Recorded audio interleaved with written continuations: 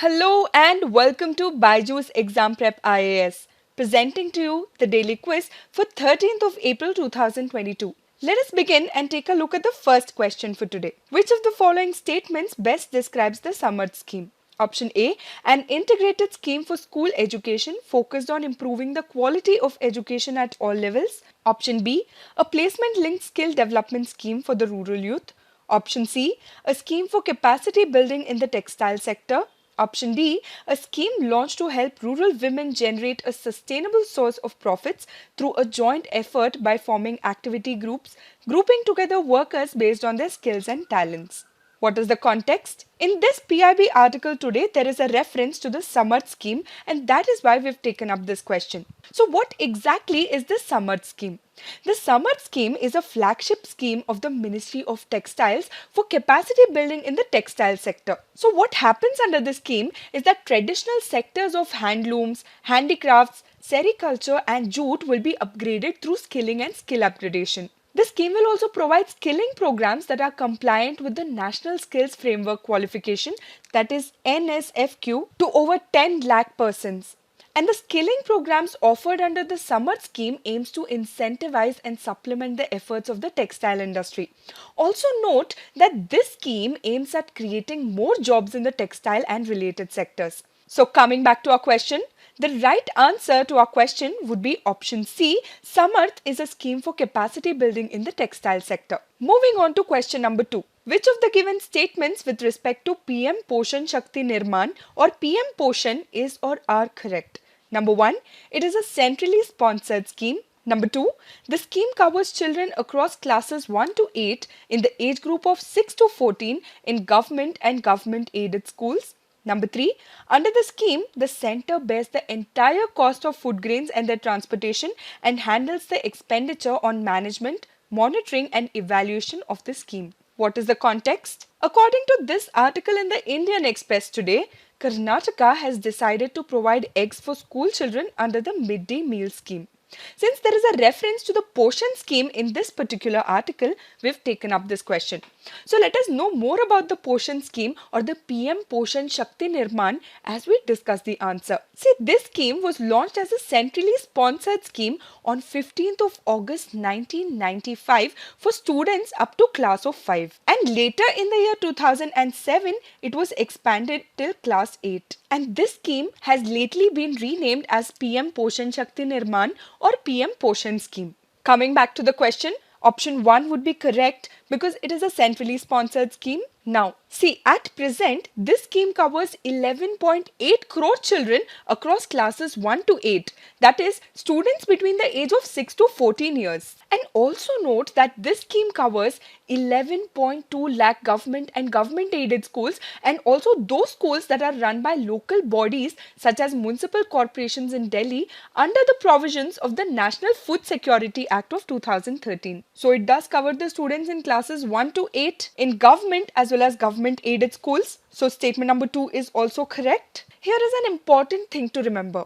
This is not just a scheme, but it is a legal entitlement of all school-going children in primary and upper primary classes through the National Food Security Act of 2013. So what is provided under the scheme in the schools?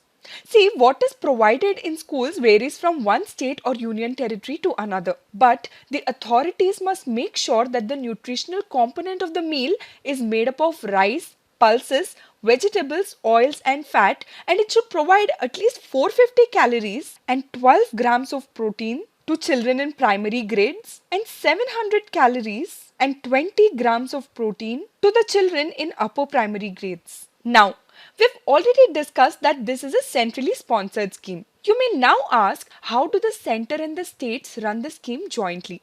See, under the rules of the scheme, the allocation of rupees 4.97 per child in primary classes per day and rupees 7.45 per child in upper primary classes are shared in a ratio, that is 60:40 between centre and states and union territories with the legislature, 90:10 ratio with the northeastern states, Jammu and Kashmir, Himachal Pradesh and Uttarakhand, And in the union territories without legislature, centre bears 100% of the costs. Here, please note that the states and union territories that supplement the meals with additional items such as milk or eggs contribute more to the scheme.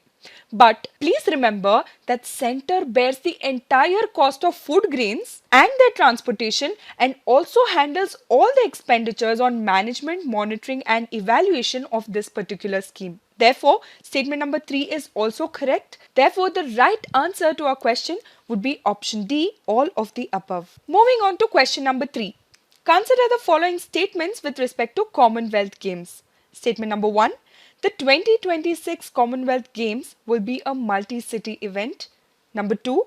Commonwealth Games Federation gives the host the flexibility to pick sports relevant to their nation or culture for the Commonwealth Games. Number 3. Shooting and wrestling are to be compulsorily included in the Commonwealth Games by the host nation. Number 4. Wrestling did not feature on the Commonwealth Game program when Melbourne hosted the Games in 2006. Which of the given statements is or are incorrect? Before we discuss the context, pause the video, mark your answers. Now, what is the context? This article in the Indian Express today talks about the Commonwealth Games 2026 and hence we've taken up this question. But what is the issue here? See, 16 sports have been added to the initial program for the 2026 Commonwealth Games. But 2 sports India is strong in, that is shooting and wrestling, have not been included as a part of the games. Now let us know more on how sports are picked for a Commonwealth game as we discuss the options. See, in the year 2021, the Commonwealth Games Federation came up with a strategic roadmap. And as per this roadmap, the hosting nation is given a greater flexibility to pick and choose the sports from a core group of sports to make the games more spectator friendly. And this roadmap recommends a total of 15 sports to keep the game cost effective. But here please remember that athletics and swimming must be compulsorily included in the list. Coming back to our question, statement number 3 therefore becomes incorrect because shooting and wrestling are not to be compulsorily included in the Commonwealth Games. Now, as per the recommendations of the Commonwealth Game Federation, the host is given flexibility to pick those sports that are relevant to their nation or culture. So statement number 2 becomes correct. Now here you may question, are shooting and wrestling a part of the core list? Yes, shooting and wrestling are a part of the core list, but they have not been included in the event to be hosted in 2026 by the host, that is Australian state of Victoria. Also remember that wrestling did not feature on the Commonwealth Game program when Melbourne hosted the games in the year 2006 either. Therefore, statement number 4 is also correct. Now coming to statement number 1. The 2026 Commonwealth Games will be hosted in regional centres of Victoria in Australia, including Melbourne, Geelong, Bendigo, Ballarat and Gippsland. So yes, it will be a multi-city event. So statement number 1 is correct. Therefore, the right answer to our question would be option C, 3 only, because the question is asking us for incorrect statements. Moving on to question number 4. Consider the following statements with respect to Hilton Young Commission. Number 1. The Royal Commission on Indian Currency and Finance was known as the Hilton Young Commission. Number 2. It was a commission appointed to look into prison reforms. Number 3. It recommended the establishment of the Reserve Bank of India. Which of the given statements is or are incorrect? Why have we taken this question? There is a reference to Hilton Young Commission on page 11 of today's The Hindu e-newspaper Delhi edition, and that is why we've taken this question. In our question, option 1 is correct because the Hilton Young Commission was the other name for Royal Commission on Indian Currency and Finance. And the Reserve Bank of India, that is a central bank for India, was conceptualized in accordance with the guidelines that were presented by Dr. B.R. Ambedkar to this particular commission. So, Hilton Young Commission recommended the establishment of the Reserve Bank of India. So, option 3 is also correct. Coming to statement number 2. This commission, that is the Hilton Young Commission, did not have anything to do with prison reforms. Therefore, statement number 2 becomes incorrect. Therefore, the right answer to our question would be option B, 2 only, because the question is asking us for incorrect statement. Now, let us take up a previous year question from Prelims paper 2016. Consider the following pairs, terms sometimes seen in the news and their origin. Number 1. Annex 1 countries, Cartagena Protocol. Number 2, Certified Emissions Reductions, Nagoya Protocol. Number 3, Clean Development Mechanism, Kyoto Protocol. Which of the pairs given above is or are correctly matched? See, all these terms given here are related to Kyoto Protocol, so option C would be the right answer. So what exactly is this Kyoto Protocol? It is an international treaty that was adopted in the year 1997 that aimed to reduce the emission of gases that contribute to global warming. Here's the task for you for today. The task is to let me know in the comment section about Cartagena Protocol and Nagoya Protocol. What do these two protocols deal with? Type your answers in the comment section. Now let us take up the fact of the day for today, which is National Industrial Corridor Development Program or NICDC. What is the context? There is a reference to NICDC in this PIB article today, and hence we've taken this up for discussion. So what exactly is this National Industrial Corridor Development Program? See, the National Industrial Corridor Development Program is an infrastructure program of the Government of India which aims to develop industrial cities in the country. So the idea behind the program is to create futuristic Indian cities which can become global manufacturing as well as investment destinations. So the broad objective of this particular program, that is NICDC, is to provide plug and play infrastructural facilities for setting up large scale manufacturing units. Now, who implements this NICDC? The implementing agency of NICDC is the National Industrial Corridor Development and Implementation Trust or NICDIT. See, this NICDIT is under the Department for Promotion of Industry and Internal Trade, and it will monitor and coordinate all the central efforts at developing the industrial corridor projects. It is also responsible for approving and sanctioning of the projects.